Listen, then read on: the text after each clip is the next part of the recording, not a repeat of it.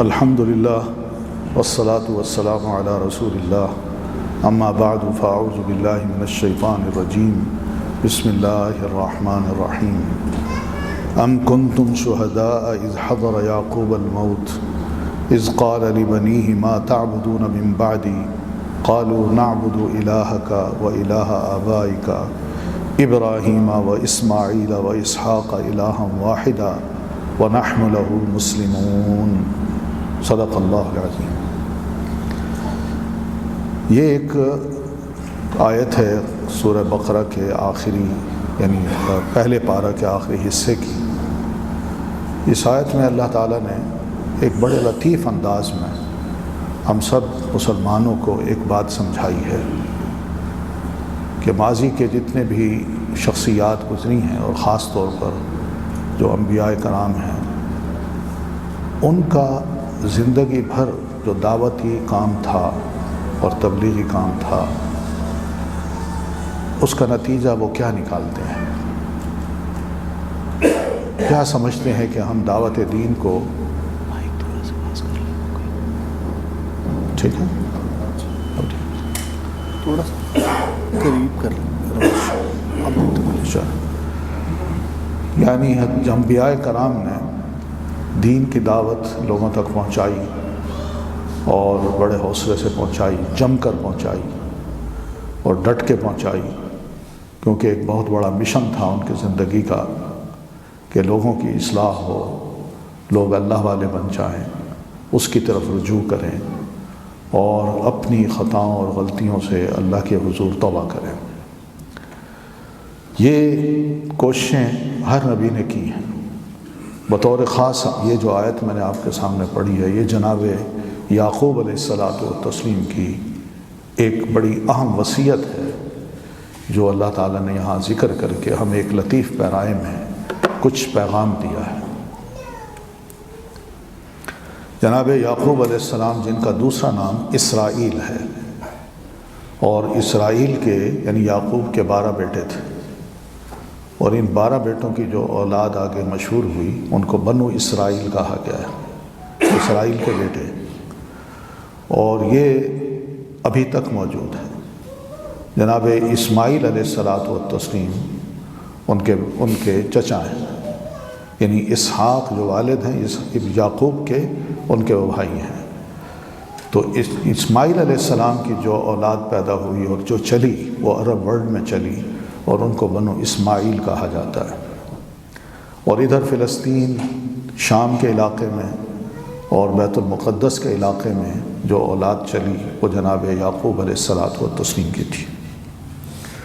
یعقوب علیہ السلام ایک بہت بڑی شخصیت تھی اور انہوں نے اپنے دور میں دعوت و تبلیغ کا جو کام کیا ہے اس میں سب سے اہم بات جو ان کے حصے میں نظر آتی ہے کہ اللہ تعالیٰ نے ان کو جناب یوسف علیہ الصلاۃ والتسلیم جیسا بیٹا عطا کیا، اور وہ نہ صرف یہ کہ اللہ کے نبی بنے بلکہ بنو اسرائیل کے سب سے پہلے بادشاہ تھے، جو بادشاہ بھی تھے اور اللہ کے نبی بھی تھے۔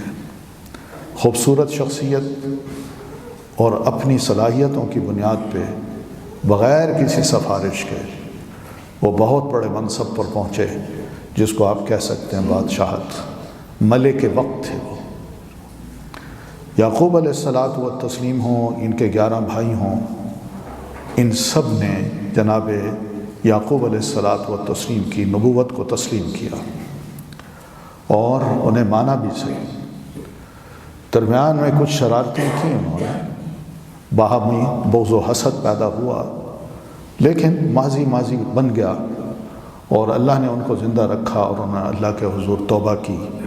اللہ نے نہ صرف ان کو معاف کیا بلکہ ان کا ذکر قرآن مجید میں کیا ہے۔ ہم صورت یوسف جب پڑھتے ہیں تو یہ لازماً خیال آتا ہے کہ بھائیوں نے بڑا ظلم کیا۔ وہ ایک وقت تھا، ایک پیریڈ تھا جس میں یہ سب کچھ ہوا، اور اللہ تعالیٰ نے اس کا ذکر کرنے کے بعد یہ نہیں کیا کہ ان بھائیوں کی توبہ قبول نہ کی ہو، یا انہوں نے جو اپنے حسد اور بغض کی بنیاد پہ اپنے بھائی کے ساتھ جو سلوک کیا تھا اللہ تعالیٰ نے ان کی معافی قبول نہ کی ہو، جناب یعقوب علیہ السلام نے اپنے ان تمام بچوں کی یہ درخواست سن کے اللہ کے حضور معافی کی اور کہا سأستغفر ربی، کہ میں ضرور اپنے رب سے تمہارے گناہوں کی معافی مانگوں گا۔ تو نبی کی دعا تھی، اللہ نے ان کو ہدایت دے دی، بھائی بھائی بن گئے، لڑائیاں ختم ہو گئیں۔ اب جو آخری وقت جناب یعقوب علیہ الصلاۃ والتسلیم کا آتا ہے، اس آخری وقت میں اللہ تعالیٰ نے جو الفاظ استعمال کیے ہیں وہ ہمیں ایک میسج دیتے ہیں، پیغام دیتے ہیں۔ ہوا یہ کہ نبی علیہ الصلاۃ والتسلیم نے جب اسلام کی دعوت پیش کی تو یہودی اور عیسائی یہ اللہ کے رسول صلی اللہ علیہ وسلم کے سامنے آئے، اور اسی طرح جتنے بھی مسلمان تھے ان کے سامنے بھی، اور یہ بات کہی کہ آپ کس طرح اسلام کو دنیا میں پیش کر رہے ہیں ایک مذہب یا دین بنا کے، جبکہ یعقوب علیہ الصلاۃ والتسلیم کا مذہب اور چھوڑا ہوا جو دین تھا وہ یہودیت تھی۔ یہ نبی علیہ الصلاۃ والتسلیم سے اور صحابہ کرام سے انہوں نے باتیں کی، اور یہی جو جملے ہوتے ہیں یہ دوسروں کو گمراہ کرنے کے لیے کافی ہوتے ہیں۔ جناب یعقوب علیہ الصلاۃ والتسلیم نے اس موقع پر کیا واقعی یہودیت کی تعلیم دی اپنی دعوت و تبلیغ میں، یا ان کا جب آخری وقت آیا اس وقت انہوں نے یہودیت اور عیسائیت کی تعلیم دی؟ یہ جواب ہے اس آیت میں۔ اور اس آیت میں ایک بڑی اہم بات یہ بھی کہی کہ تم جو بات کر رہے ہو فیبریکیٹ کر رہے ہو، جھوٹ کرتے ہو، جبکہ یعقوب علیہ السلام ہو اور ان کی اولاد ہو، ان میں سے کسی نے بھی یہودیت کی تعلیم نہیں دی۔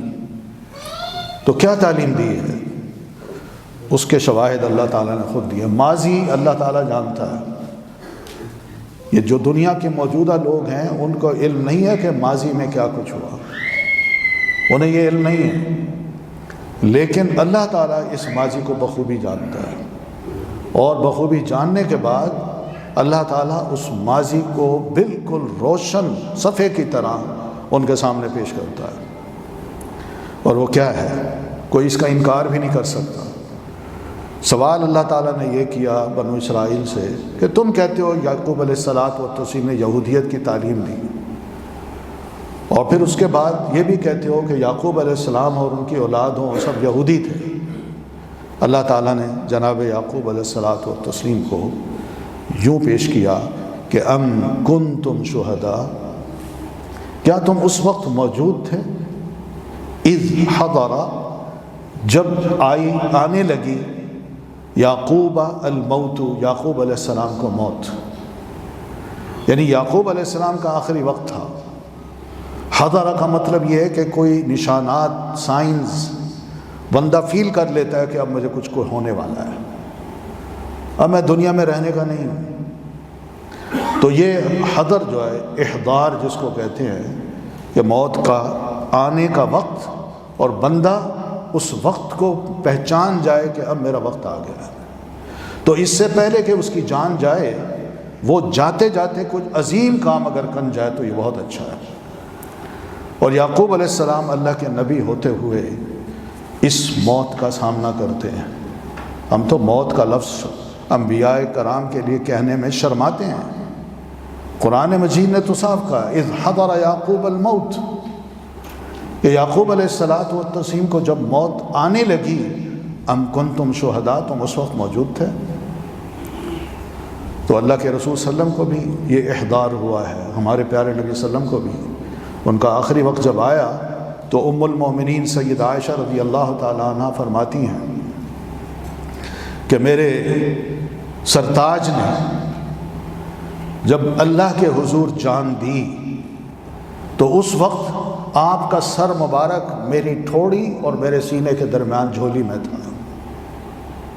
بڑے اعزاز سے کہتی ہیں، یعنی ہماری آپس کی محبت اور نبی علیہ الصلاۃ والتسلیم کی اس موقع پر تمام اپنی ازواج مطہرات کو چھوڑ کے میرے پاس رہنا اور آخری وقت میں میری گود میں اپنی جان دینا، یہ میرے لیے بڑی اعزاز کی بات ہے۔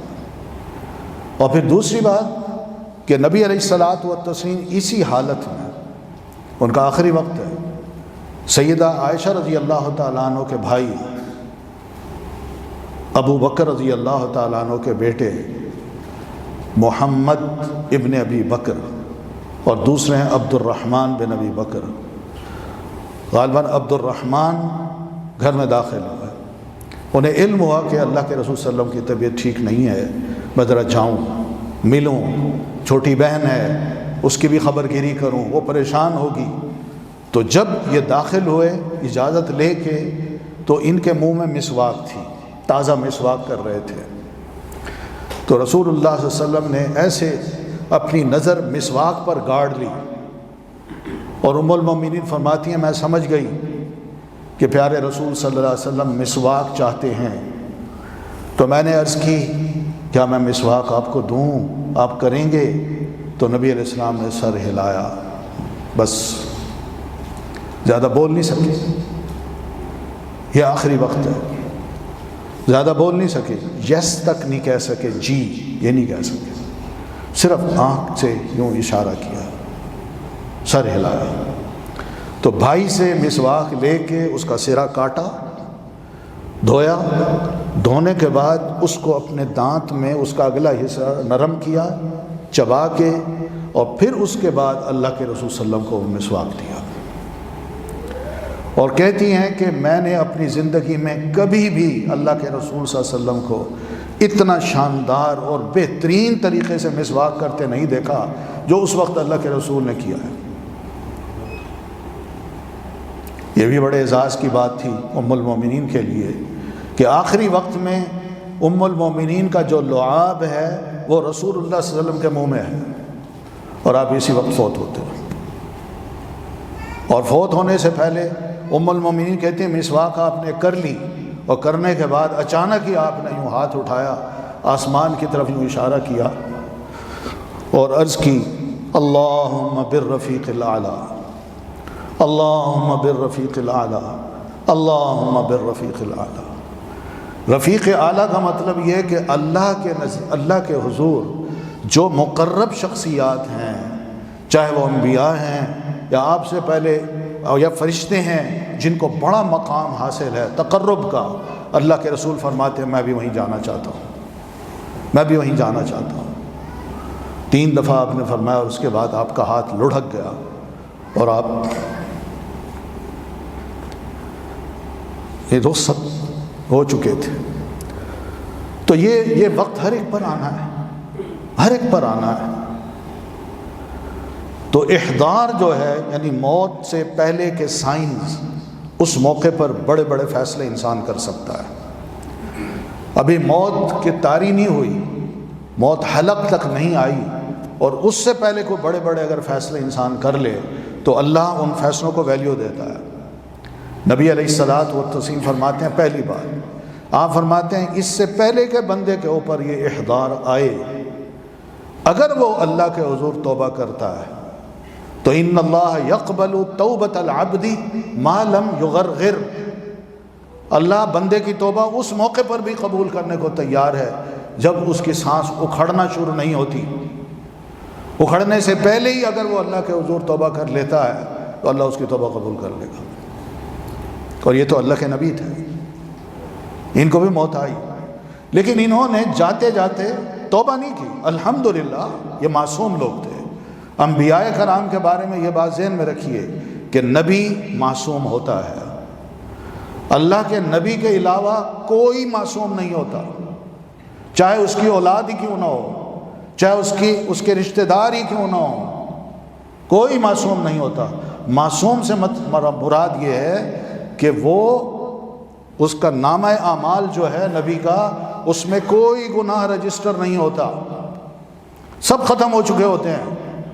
قرآن مجید میں اللہ تعالیٰ فرماتے ہیں لِيَغْفِرَ لَكَ اللَّهُ مَا تَقَدَّمَ مِن ذَنبِكَ وَمَا تَأَخَّرَ، اللہ نے آپ کے اگلے پچھلے سارے گناہ معاف کر دیے۔ تو اس لیے نبی کے بارے میں یاد رکھیے گا، اور غیر نبی جو ہے وہ اس کے رجسٹر میں گناہ ہوتے ہیں، چاہے وہ نبی کی اولاد ہی کیوں نہ ہو۔ اس میں فرق جو ہے نا، میں آپ کو چھوٹی سی مثال دے کے سمجھانا چاہتا ہوں۔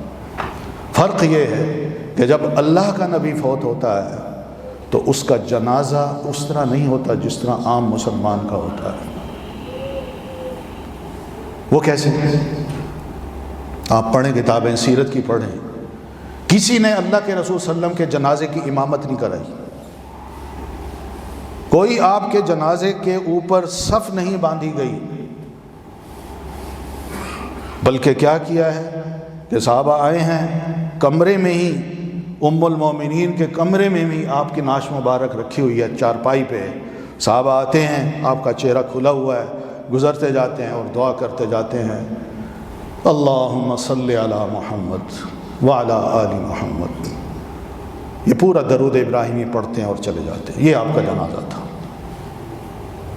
لیکن جو دوسرا آدمی ہے، چاہے وہ جناب ابو بکر صدیق ہوں، سیدنا عمر فاروق ہوں، سیدنا عثمان غنی ہوں، سیدنا علی رضی اللہ تعالیٰ عنہ ہوں، یا سیدہ عائشہ ہوں، سیدہ فاطمہ ہوں، ان سب کے جب جنازے پڑھے گئے تو چارپائی آگے رکھی گئی، پیچھے امام کھڑا ہوا، صفیں باندھی گئیں، اللہ اکبر کہہ کے اس کی نماز جنازہ پڑھی گئی، اور اس کے لیے ایک دعا کی گئی۔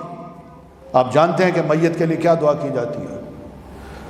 میت کے لیے دعا کی جاتی ہے اللہم اغفر لہ وارحمہ، اللہ اس کو بخش، اس پر رحم فرما، وارحمہ وعافہ، اللہ اس کو عافیت میں رکھ، واعف عنہ، اس کے چھوٹے چھوٹے قصور میں معاف کر دے۔ لمبی سی دعا ہے، یہ سب پڑھتے ہیں۔ اب بتائیے کون جرت کر سکتا ہے کہ رسول اللہ صلی اللہ علیہ وسلم کا جنازہ پڑھے اور اس موقع پر یہ دعا رسول کے لیے کرے؟ وہ تو رسول معاف ہوتا ہے، اس کے لیے تو ایسی دعا نہیں کی جاتی، اس کے لیے تو یہ کہا جاتا ہے اللہم صلی علی محمد وعلی آل محمد وبارک علی محمد وعلی آل محمد انک حمید مجید۔ تو انبیاء کرام معصوم ہوتے ہیں، اور انبیاء کے علاوہ کوئی معصوم نہیں ہوتا، یہ یاد رکھیے۔ کسی اور کو معصوم کہنا بھی غلطی ہے۔ معصوم اگر کہا جائے تو اس کا مطلب ہے آپ اس کا درجہ نبی کے برابر کر رہے ہیں۔ نبی کے برابر کوئی نہیں ہو سکتا۔ نبی اللہ کا رسول، اللہ کا نبی ہوتا ہے، اس پر وحی نازل ہوتی ہے، اور جو غیر ہے اس پر وحی نازل نہیں ہوتی۔ تو اس لیے یہ بات یعقوب علیہ الصلاۃ والتسلیم نے اس موقع پر یہ کہا، جو بڑی اہم بات ہے، یہ کہا کہ اذ قال لبنیہ، جب انہوں نے اپنے بچوں کو کہا، وہی سب 12 بیٹے ارد گرد کھڑے ہیں، نیک اولاد ہے، سر پہ کھڑی ہے، اور اس موقع پہ جناب جناب یعقوب علیہ السلام وصیت کر رہے ہیں۔ یہ وصیت ہوتی ہے، دنیا سے گزرتے گزرتے انسان اپنی اولاد کو جو ارد گرد کھڑی ہے اس کو وصیت کر رہا ہے۔ وصیت یہ نہیں ہوتی کہ جناب میرا پیسہ ہے تم اس کو یوں کر دینا، یہ وصیت ہے، یہ جائیداد کی وصیت ہے۔ مگر وصیت یہ بھی ہوتی ہے کہ انسان اپنی اولاد کا خیال کرتے ہوئے اپنی ذمہ داری نبھا کے جائے، تاکہ آخرت میں، اگلے جہان میں اس سے سوال نہ ہو۔ وہ یہ جان لے کہ بھائی میں اپنا فرض ادا کر کے جا رہا ہوں، اللہ کی بات میں نے ان تک پہنچا دی، اور جو اہم باتیں تھیں جو ان کو مسلمان بنا کے زندہ بھی رکھتی تھیں اور مسلمان بنا کے ان کو فوت بھی کر سکتی ہیں، وہ اصل چیز ہے جو میں ان کو وصیت کرنا چاہتا ہوں۔ اور وہ وصیت یہ ہے کہ ما تعبدون من بعدی، بچوں میرے بعد تم کس کی عبادت کرو گے؟ یہ ہے وہ طریقہ۔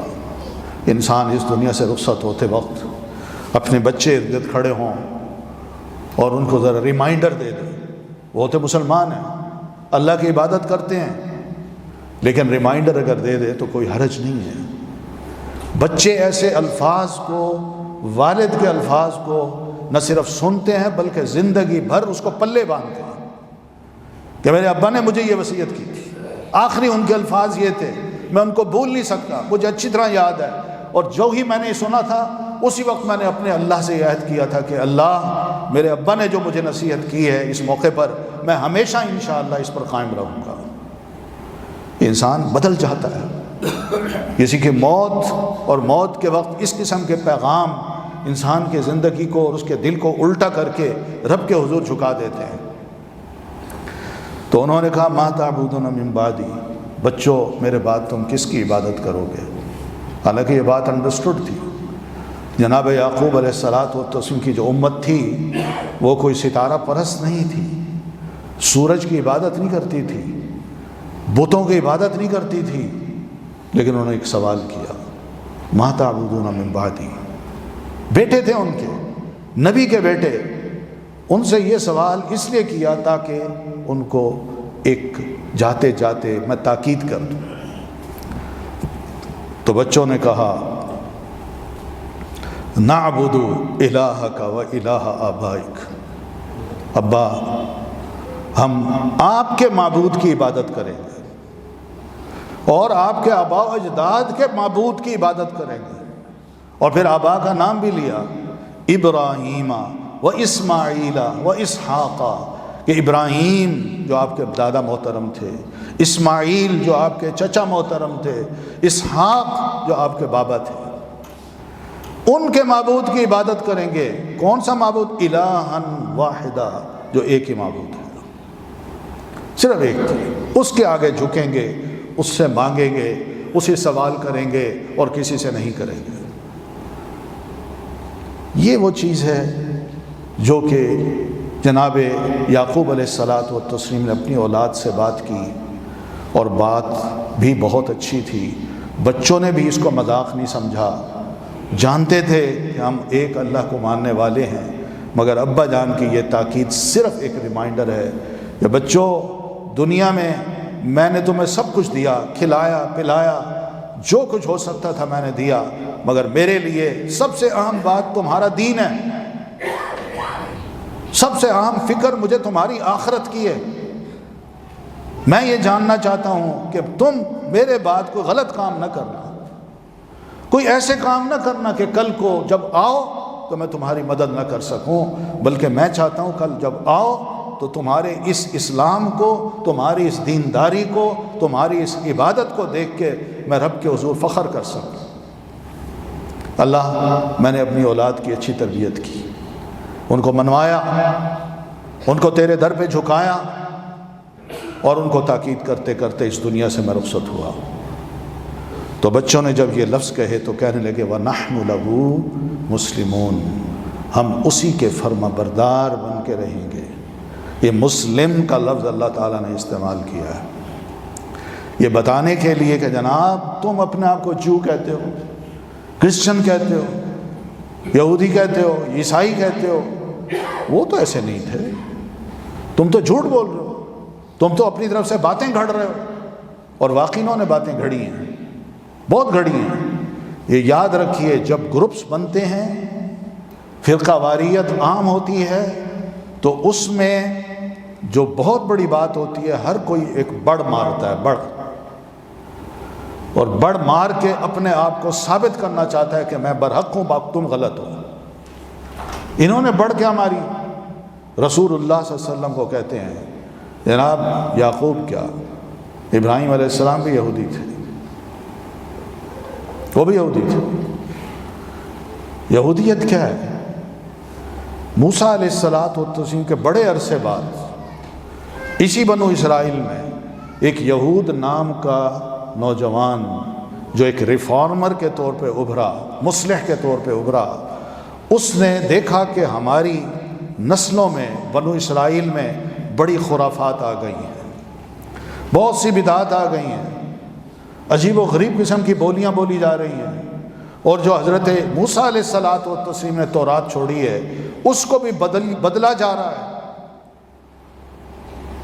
اور پھر تعلیمات جو ہیں ان کو بھی بالکل نظر انداز کیا جا رہا ہے۔ اس یہودا نے ایک کوشش کی کہ میں لوگوں کو اصل کتاب کی طرف لے آؤں، اللہ کی کتاب کی طرف، اور انہیں کہوں کہ بھئی یہ کتاب ہے، اس کو سمجھو، اس کو پڑھو، اس کو مت چینج کرو، اس کے معنی و مفہوم کو دیکھو، جو تم کر رہے ہو کیا واقعی وہ اس کے مطابق ہے یا تم نے اپنی گھڑی ہوئی باتیں ہیں اس کو دین سمجھ رکھا ہے۔ تو اس یہودا نے جب یہ باتیں کیں تو الحمدللہ اس کی باتوں کو بہت سے لوگوں نے سمجھا، اور بنو اسرائیل کی ایک بڑی تعداد وہ یہودا کے ساتھ شروع مل گئی، اصلاح ہو گئی ان کی۔ لیکن اکثریت پھر بھی پرانی باتوں پہ قائم تھی کہ وہ بزرگ تھوڑے تھے، وہ بزرگ غلط تھے، انہوں نے جو کہا وہ غلط مانے کی ہیں. یعنی اس طرح کی وہ باتیں انہوں نے آپس میں کرنا شروع کر دی. اب یہودا کی وفات کے بعد یہی ہوا کہ یہی لوگ جو یہودا کے فالوور بنے انہوں نے آہستہ آہستہ اپنے آپ کو جو کہنا شروع کیا کہ وی آر جوز، ہم یہودی ہیں. وہ کیسے؟ جب بھی وہ دوسرے بات کرتے وہ کہتے یہودا نے جو کہا ہوگا نا ہم وہ مانیں گے، یہودا نے اس کے علاوہ جو کچھ کہا ہے وہ ہم نہیں مانیں گے. تو دوسرے کہتے بھئی تم یہودی ہو؟ کہتے ہم یہودی ہیں. تو اس طرح ایک یہودیت نام کا فرقہ جو ہے وہ اسلامی تعلیم سے ایک جو سمجھ لیجئے کہ ایک ایگزٹ ہے انہوں نے لیا اور اپنی ایک راہ بنا لی اور اس پہ چل نکلے. اصل جو شاہراہ تھی اس کو چھوڑ دیا. اور یہی حال کرسچینٹی کا ہوا، انہوں نے بھی ایسے کیا. اس لیے اللہ تعالیٰ نے فرمایا ما کان ابراہیم یہودیا ولا نصرانیا ولکن کان حنیفا مسلما.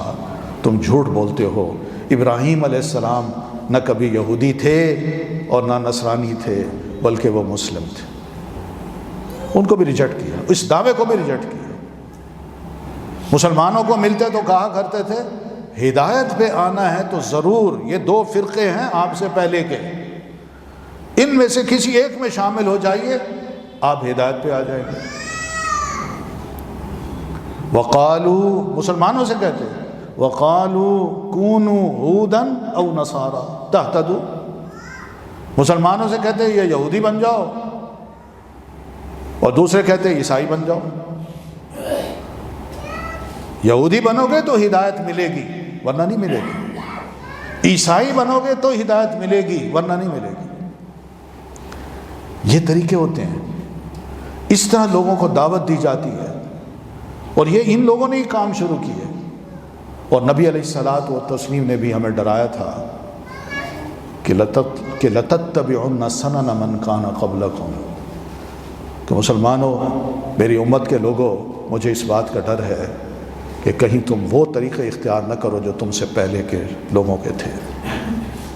حَتَّى لَوْ دَخَلُوا جُحْرَ ضَبٍّ لَدَخَلْتُمُوهُ. مجھے لگتا ہے کہ وہ اگر کسی گوہ کے سوراخ میں داخل ہوئے نا تو تم مسلمان بھی اسی کے پیچھے داخل ہو گئے کہ بھئی یہ سمجھدار بندہ ہے، یہ اس وقت بڑی بہترین قوم ہے، ان کی تاریخ ہے، یہ جو کر رہے ہیں درست کر رہے ہیں، لہذا ہم بھی انہی کو فالو کریں. تو یہ ہے سوراخ میں داخل ہونا. تو بس سوچنے کی بات یہی ہے کہ اس وقت ہمارے حالات جو ہیں وہ ہمیں کیا بنا رہے ہیں. کہاں قرآن مجید کی وصیت، اللہ تعالیٰ نے قرآن مجید میں وصینا الانسان کے لفظ فرمایا کہ ہم نے انسان کو بڑی تاکید کی ہے، وصیت کی ہے کہ یہ کام کرو. آج وہ تاکید بھی ہم بھولے ہوئے ہیں. یہ بھی کہا کہ کس کی عبادت کرو گے، ہم نے کہا اللہ کو چھوڑ کے باقی دنیا کے جو خدا ہیں وہ جو کہیں گے ہم ان کو فالو کریں گے. ہم وہی کچھ کر رہے ہیں، وہ جو راہ دیتے ہیں. آج ہمارا اپنا مسلمان دین سے حجت بازی کرتا ہے،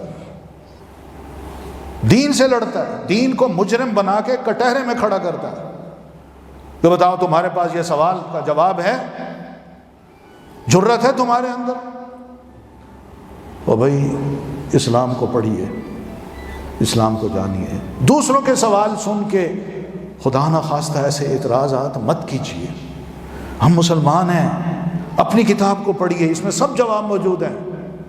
اپنے رسول کو پڑھیے، رسول کی سیرت آپ کو جواب دے دے گی. مگر ہو یہی رہا ہے کہ جناب اسلام کے پاس کوئی جواب نہیں. یہ جو ان کی طرف سے سوال اٹھتے ہیں ہم اس کے جوابات دینا شروع کر دیتے ہیں. ٹھیک ہے دیجیے، ضرور دیجیے. سیمینارز ہوتے ہیں، سمپوزیمز ہوتے ہیں، کانفرنسز ہوتی ہیں اور دروس ہوتے ہیں، بہت کچھ ہوتا ہے. مگر ہم اوپر جواب دینے کے عادی ہیں، اپنے آپ کو علم دین سے آراستہ کرنے کے عادی نہیں ہیں.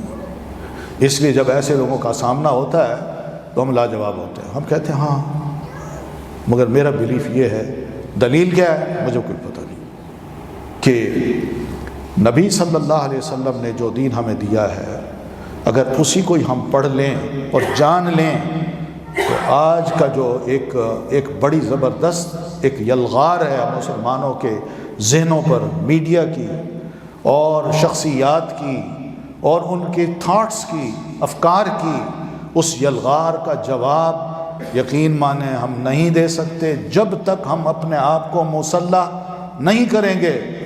ہمارے پاس دینی اسلحہ، قرآنی آیات، احادیث رسول، یہ بہت بڑا اسلحہ ہے۔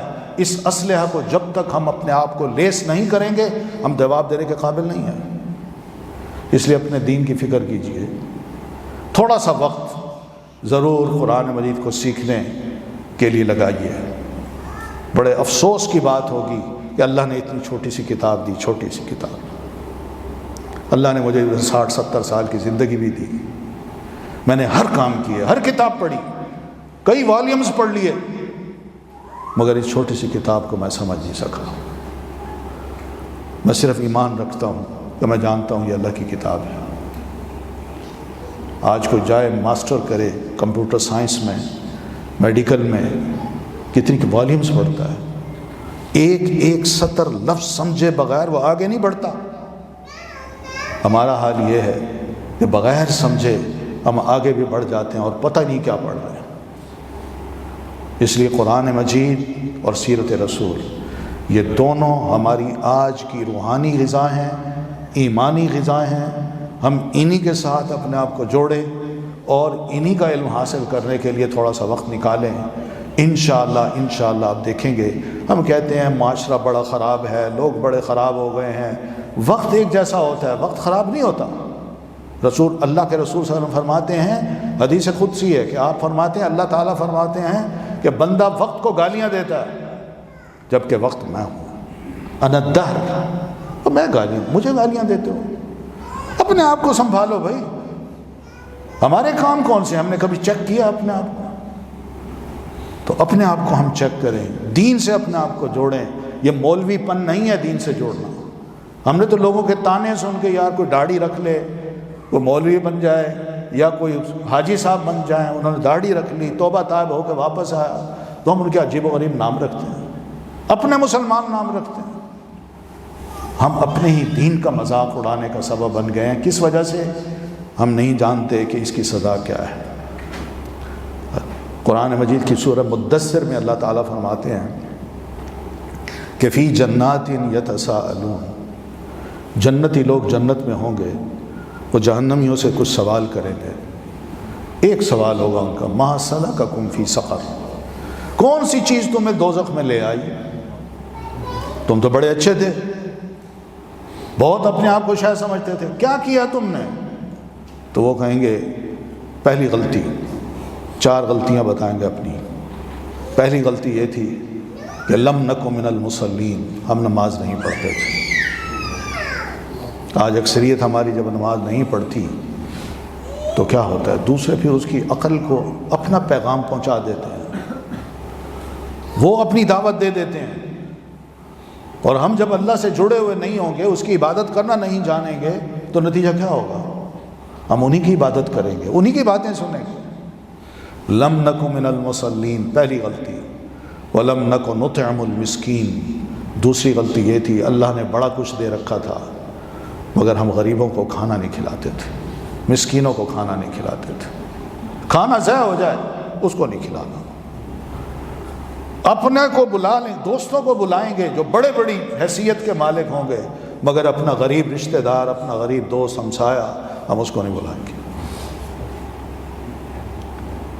تیسری غلطی، وَكُنَّا نَخُوضُ مَعَ الْخَائِضِينَ، جو دیندار شریف لوگ ہوتے تھے ہم اس کو چلتے ہوئے جاتے دیکھتے تو اس کا مذاق اڑاتے تھے۔ آج یہ کچھ ہو رہا ہے کہ نہیں؟ کیسے کمنٹس دیتے ہیں اس پہ؟ اس مسکین کو پتہ ہی نہیں، اس کے فرشتوں کو بھی پتہ نہیں، مگر میں ایسے لفظ کہہ کے اپنے رجسٹر کو بھر رہا ہوں، فرشتوں کو کہہ رہا ہوں یہ جرم لکھو میرا۔ انہی کے بارے میں ڈسکشن، انہی دین کے بارے میں، دینی لوگوں کے بارے میں، دیندار لوگوں کے بارے میں، یہ عجیب و غریب قسم کی ایک روش ہے جو ہمارے ہاں آ گئی ہے۔ اب تو کوئی عزت ہی نہیں رہی دیندار بندے کی، اسٹیجوں پہ کھڑے ہو کے مذاق اڑانا، ان کو گالیاں دینا، ان کو برے لقب دینا، یہ تو عام چیزیں ہو گئی۔ ان کے نام رکھنا یہ تو عام ہو گیا۔ ہم نے کبھی سوچا ہی نہیں کہ کسی کے کہنے پہ میں اگر اس طرح کے لفظ استعمال کر رہا ہوں تو کہیں میں اس آیت کی زد میں تو نہیں آ رہا۔ وَكُنَّا نَخُوضُ مَعَ الْخَائِضِينَ، یہ تیسری غلطی تھی۔ وَكُنَّا نُكَذِّبُ بِيَوْمِ الدِّينِ، دنیا میں اتنے مست تھے کہ ہمیں یوم الدین کا خیال بھی نہیں آتا تھا، ہم کہتے تھے نہیں آنی، وہ ہم جھٹلاتے تھے اس کو، اور اسی پر ہم قائم رہے حتیٰ اتانا الیقین، حتیٰ کہ ہمیں موت آ گئی، کبھی توبہ ہی نہیں کی۔ تو بہرحال اللہ تعالیٰ نے جو یہ عارضی زندگی دی ہے، وقت کا کوئی پتہ نہیں، کسی بھی وقت بلاوا آ سکتا ہے، کسی بھی وقت ضرور فکر کرنی چاہیے اپنی بھی اور اپنی اولاد کی بھی۔ اللہ تعالیٰ مجھے بھی اور آپ کو توفیق دے کہ ہم اپنے آپ کو سنبھالیں، ہم اپنے آپ کو جو بھی موقع ملتا ہے رب کے حضور، جب بھی موقع ملے اس کے حضور توبہ کر لیں، گناہوں سے بخشش مانگ لیں، استغفار کا ورد زیادہ کریں، اور اللہ کی تسبیحات صبح و شام کے اذکار جو ان کو بھی خوب پڑھیں، نمازیں پڑھیں۔ اللہ تعالیٰ توفیق دے دے تو یہ سب سے بڑی نعمت ہے آج کے اس فسادی دور میں۔ حقیقت ہے، فسادی دور میں اگر میں، میری اولاد ذرا مسجد کا رخ کرتے ہیں، نماز پڑھتے ہیں، قرآن پڑھتے ہیں، اس کو سمجھتے ہیں، تو یقین مانیے یہ اللہ کی طرف سے بہت بڑی رحمت ہے، اس سے بڑی رحمت کوئی نہیں ہو سکتی۔ اقول قولی ھذا واستغفر اللہ لی ولکم ولسائر المسلمین برحمتک یا ارحم الراحمین۔ جزاکم اللہ خیر۔